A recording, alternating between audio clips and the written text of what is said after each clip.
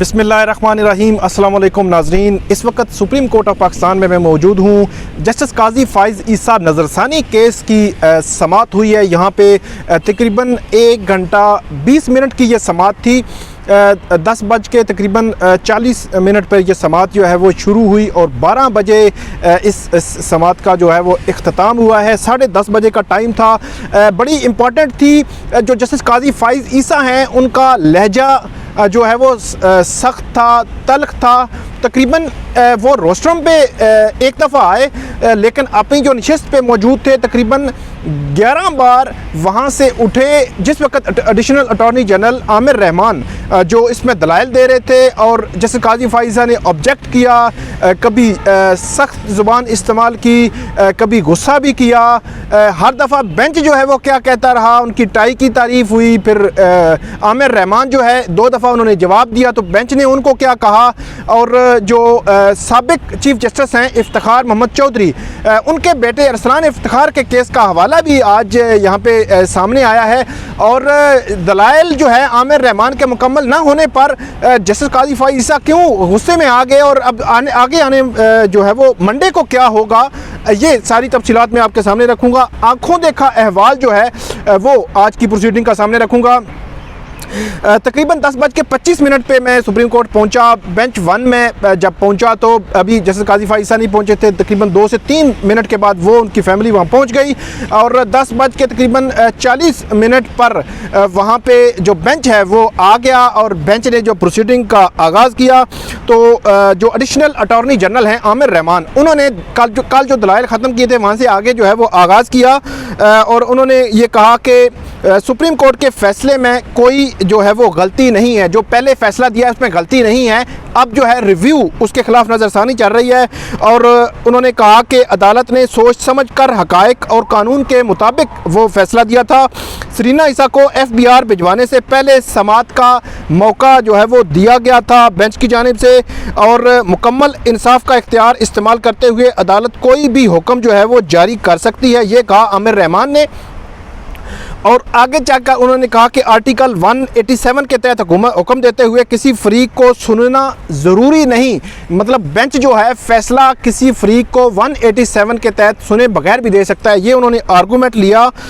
और आगे जाकर उन्होंने ये कहा कि इसमें कोई भी सुकम नहीं, कोई भी गलती नहीं। और हाउसिंग सोसाइटी केस का उन्होंने हवाला दिया कि उसके फोरेंसिक ऑडिट का हुक्म जो है मुतल्लिका अफराद को सुने बगैर जो है वो दिया था सुप्रीम कोर्ट ने। और अदालत आर्टिकल 187 का इख्तियार तनाज़ात के हवाले से भी इस्तेमाल करती है, ये कहा आमिर रहमान ने। और अदालत को आर्टिकल 187 के तहत डेड लाइन्स देने में भी इख्तियार है, मतलब जो FBR को जस्टिस काजी फ़ाइज़ ईसा, सरीना ईसा जो उनका इतराज़ था कि जो डेड लाइन दी गई वो डेड लाइन भी नहीं दे सकता था, सुप्रीम कोर्ट नहीं दे सकती थी, तो उन्होंने कहा कि ये डेड लाइन भी दी जा सकती है 187 के तहत। और FBR को केस कानून के मुताबिक जायज़े के लिए जो है वो भिजवाया गया, ये आमिर रहमान ने कहा। और जो उन्होंने कहा कि जो मालूमात सुप्रीम जुडिशल काउंसिल के पास हैं वो कालादम नहीं हो सकती। अब जस्टिस काजी फ़ाइज़ ईसा और उनकी अहलिया जो उनका केस ये है कि जब, और जो हामिद खान जो मुख्तलिफ बार एसोसिएशन के वकील हैं उन्होंने भी कहा कि जब जो प्रेसिडेंशियल रेफरेंस है वो कलअदम हो जाए तो उससे रिलेटेड सारी चीज़ें जो है वो गैर फ़ाल हो जाती हैं। तो उन्होंने ये आर्गूमेंट लिया है कि वो कलअदम नहीं हो सकती, जो मालूमात हैं, जो इंफॉर्मेशन जो है वो कलअदम नहीं हो सकती।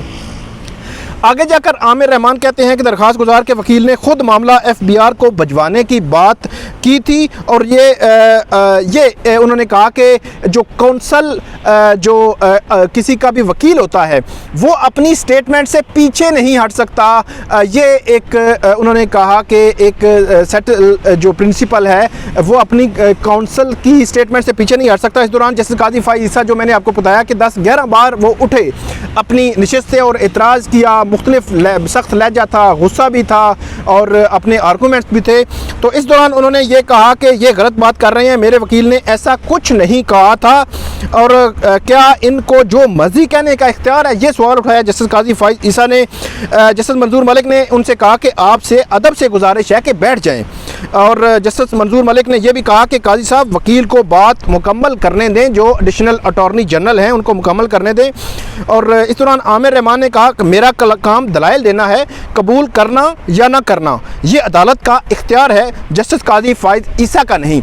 इस दौरान जो है वो जस्टिस मंजूर मलिक जो है उन्होंने जस्टिस काजी फाइज ईसा को देखते हुए उनकी तरफ मुखातब करते हुए उनको कहा कि काजी साहब ने खूबसूरत टाई पहनी हुई है और काजी साहब का बूट भी अच्छा है आज और अच्छा ही रहना चाहिए, जस्टिस मकबूल बाकर ने कहा। और इस दौरान जस्टिस मंजूर मलिक ने कहा, इस दौरान जस्टिस मकबूल बाकर बोले कि आमिर रहमान साहब आप वैसे भी धीमे लहजे के, धीमे मिजाज के आदमी हैं, आप जो है अपना जो आर्गूमेंट्स है वो जारी रखें।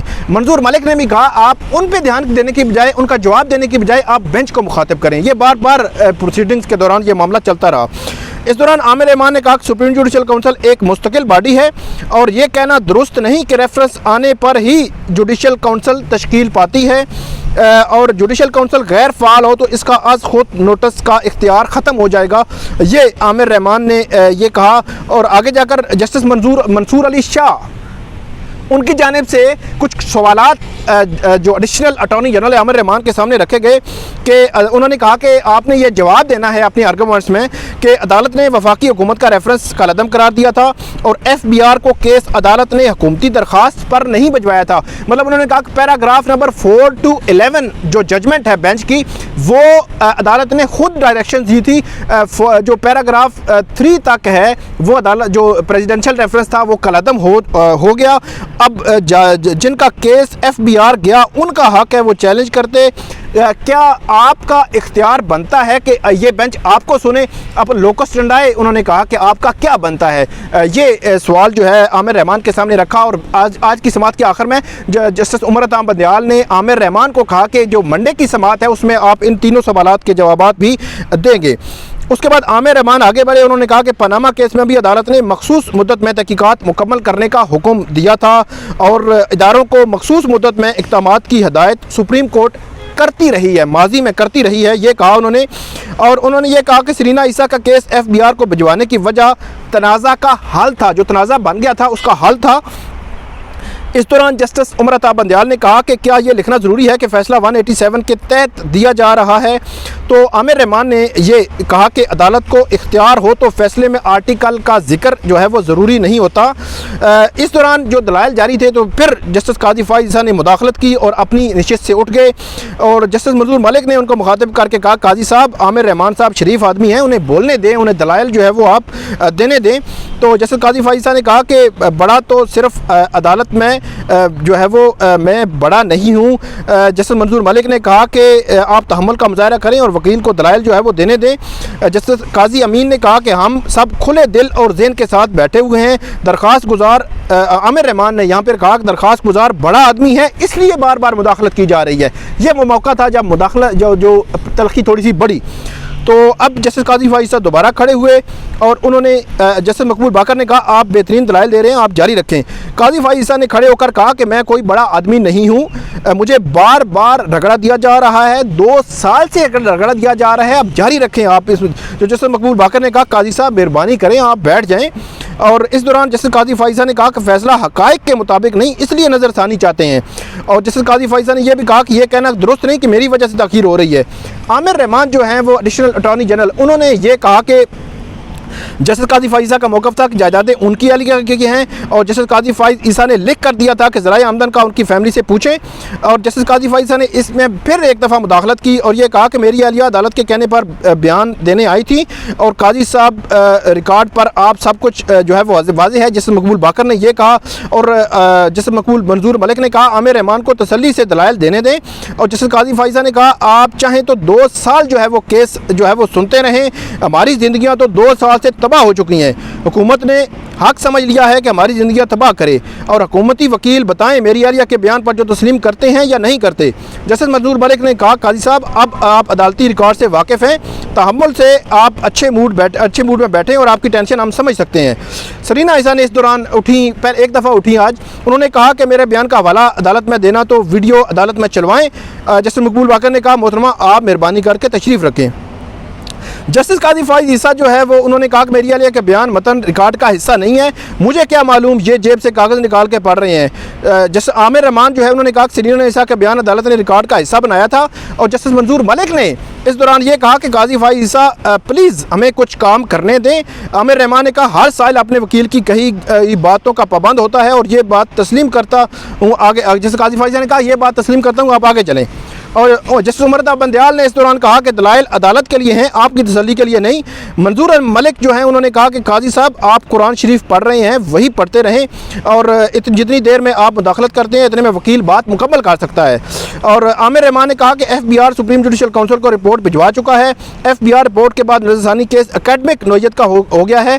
सुप्रीम कोर्ट ने जुडिशल काउंसिल को कोई हिदायत नहीं दी थी और अकेडमिक नोयत के सवालात पर अदालत तहम्मुल का मुजाहरा करती है और सुप्रीम जुडिशल काउंसिल के सामने आने वाली मालूमात जो है वो वापस भी नहीं हो सकती, ये कहा आमिर रहमान ने अपने दलाइल में। और जस्टिस मुनीब अख्तर ने यहाँ पे कहा नज़रसानी दरखास्तें मंजूर हो गई तो इतलाक आज से होगा या जून 2020 के फैसले से।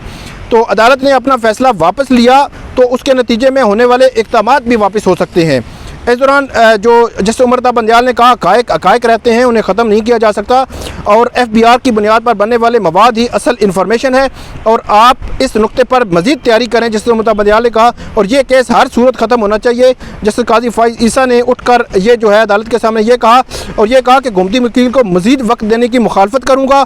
जस्टिस उमर बंदयाल ने इस पर कहा कि आपको भी आपने बहुत वक्त दिया था, आप बैठ कर ठंडे दिमाग से सिर्फ बातें सुने और ये अपनी नोयत का मुनफरिद केस है। जस्टिस उमर बंदयाल ने कहा जो 11 साल बाद जो है हमारे सामने आया है। इससे कबल जस्टिस इफ्तिखार चौधरी केस बहुत दोस्ताना अंदाज में हुआ था और अदालत FBI रिपोर्ट का जायज़ा जो है वो नहीं लेगी, ये जस्टिस उमर बंदयाल ने कहा। और 184(3) और 187 के तहत अदालती इख्तियारात पर पाबंदी नहीं। और जस्टिस काजी फ़ाइज़ ईसा के जो 3 सवालात हैं उनके हवाले से जो आमिर रहमान है उनको ये कहा गया है कि आप आइंदा जो समात है इस पर दलाइल दें।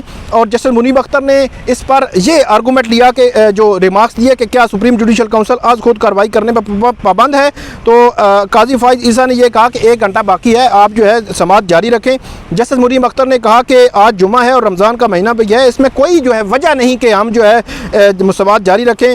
और अब आमिर रहमान जो है उनको ये कहा गया है कि आप सवार को अपने दलाइल मुकम्मल करने की यकीन दहानी कराएं। इस दौरान जो है वो इस केस की समात पीर तक जो है वो मुलतवी कर दी गई है। बड़ी इंपॉर्टेंट समात थी और पीर को यह समात मुकम्मल होगी और उसके बाद फैसला और उसके बाद देखते हैं कि अब जो है सुप्रीम कोर्ट क्या फ़ैसला देती है। उम्मीद है आपको हमारी ये वीडियो पसंद आएगी। इसमें कमेंट ज़रूर कीजिएगा। बहुत शुक्रिया।